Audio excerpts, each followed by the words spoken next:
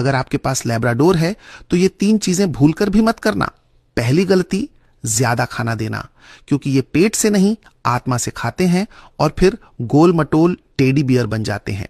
दूसरी गलती, एक्सरसाइज ना कराना, क्योंकि इनकी एनर्जी इतनी होती है कि अगर बाहर नहीं निकाली तो घर का पूरा इंटीरियर डिजाइन बदल देंगे।